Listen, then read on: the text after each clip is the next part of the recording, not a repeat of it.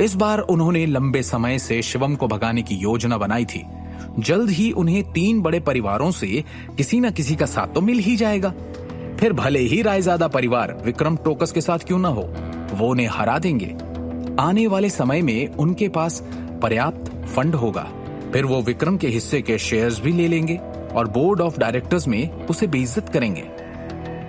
कुमार परिवार से दृष्टि का रिश्ता जुड़ने के बाद अखिल और सिमी नारंग का ओहदा भी बढ़ जाएगा। वो अमिताभ और अजीत नारंग से भी आगे बढ़ जाएंगे। बड़े भाई साहब, अब अग्रीमेंट पढ़कर सुनाइए, यहाँ किसी से इंतजार नहीं हो रहा। सिमी ने मुस्कुराते हुए कहा। शिवम को घर से निकालने के लिए सबसे ज्यादा वो बेताब थी ताकि वो जल्द से जल्द ऋषभ का स्वागत कर सके और दृष्टि को उसके परिवार की बहू बना सके। उसने दृष्टि से ये बात छुपाई थी कि इस मामले में वो अमिताभ और पूनम से पहले ही चर्चा कर चुकी है। अग्रीमेंट इस तरह तैयार करवाया गया था कि शिवम उससे सहमत ना होते हुए भी कुछ नहीं कर सकता था। अगर उसने किया तो उसे कानूनन तौर पर उनसे लड़ना होगा। नैतिकता की बात करें तो बेशक उनका पलड़ा भारी था। उन्हें बस शिवम की प्रतिष्ठा पर एक दाग ढूंढना था और उसे उसकी कमजोरी बनाना था। शिवम तो पहले से ही निकम्मे घर जमाई के रूप में प्रसिद्ध था। वो उनसे जीतेगा भी कैसे? सिमी के चेहरे पर मुस्कान थी जब उसने सोचा कि वो विला में रहने वाली है और स्पोर्ट्स कार में बैठने वाली है। अमिताभ ने अपना गला साफ किया और शिवम को गंभीरता से देखा। तलाक के समझौते के अनुसार शिवम, क्योंकि तुम दृष्टि से शादी करके नारंग परिवार का घर जमाई बनकर आए थे, जाते वक्त कुछ भी लेकर नहीं जाओगे। तुम्हारे पास कार या घर में कोई हिस्सा नहीं है। हालांकि ये शादी हमारे पिताजी भवानी नारंग ने करवाई थी, हमारी उनको भी जवाबदारी बनती है। इसलिए मैं अमिताभ नारंग, मेरा तीसरा भाई अजीत नारंग और हमारी बहन पूनम नारंग कुमार, तीनों तुम्हें खर्चे के लिए 50-50 हजार रुपए का भुगतान करेंगे। हाँ हाँ, ले लो पैसे। बाहरी औरतों के साथ मुंह मारते वक्त तुम्हें तो हमारी इज्जत का ख्याल आया नहीं, पर हमें है। मुफ्त की रोटियां तोड़ने की आदत है ना तुम्हारी। सड़क पर भूखे मरो तो हमारे बारे में गलत अफवाहें मत फैलाना। इसलिए लो ये पैसे और चलते बनो। पूनम ने मजाक उड़ाते हुए कहा। शिवम, अगर तुम सहमत हो तो अभी यहाँ साइन करो। मैं विटनेस के तौर पर एक वकील भेजूंगा। प्रोसीजर मैं खुद पूरे करवाऊंगा। अमिताभ ने गहरी आवाज में कहा।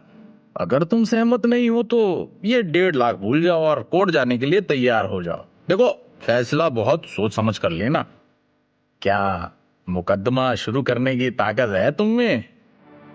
शिवम ने एक नजर वहां मौजूद हर शख्स पर डाली, फिर उसने दृष्टि को देखा। वो बहुत उलझन में थी। उसने अपनी दोनों मुट्ठियां भींच रखी थी और आंखें नीचे झुका रखी थी। उसे देखकर शिवम की आंखें थोड़ी नम हो गई। हालांकि दृष्टि उससे एक बार कह चुकी थी कि वो नहीं चाहती कि शिवम यहां से जाए, फिर भी शिवम की आंखों में एक दर्द था। उसके दिल में एक डर था। उसकी धड़कनें बढ़ी हुई थी। हॉल में सन्नाटा पसरा हुआ था, जिसे चीरती हुई शिवम की हल्की कांपती हुई आवाज आई। दृष्टि। दृष्टि ने तुरंत सर उठाकर शिवम को देखा। उसकी भी आंखें नम थी। कुछ पल एक दूसरे की आंखों में देखने के बाद शिवम ने सवाल किया, क्या तुम ये तलाक चाहती हो? शिवम के सवाल ने जैसे तैसे उसे अपने दिल की बात कहने का मौका दिया। उसकी जान में जान आई। उसने तुरंत ना में सर हिलाकर कहा, नहीं, मैं नहीं चाहती। उसने हिम्मत जुटाकर तुरंत आगे कहा, यह मेरी जिंदगी है और मेरी जिंदगी का फैसला कोई और नहीं ले सकता। शिवम ने सबको देखा। दृष्टि जो नहीं चाहती है वो नहीं होगा। उसने ठंडे स्वर में कहा, कोई उसके साथ जबरदस्ती नहीं कर सकता, और किसी ने उसके साथ जबरदस्ती करने की कोशिश की तो मैं उसे मार डालूंगा। ये सुनकर पूरा नारंग परिवार दंग रह गया। सारे के सारे उसकी ठंडी निगाह देखकर हैरान थे। वो उसे कुछ देर एकटक देखते रहे, फिर उनकी हंसी छूट गई। सबके चेहरे तिरस्कार से भरे थे। एक बार को ऋषभ ये बात कहता तो वो सच में उसके खिलाफ जाने की हिम्मत न करते, लेकिन शिवम जैसा नकारा इंसान ये बोल गया। तुम हमें डराने की कोशिश कर रहे हो, पूनम ने तिरस्कार के साथ कहा। और कुछ तो है नहीं तुम में।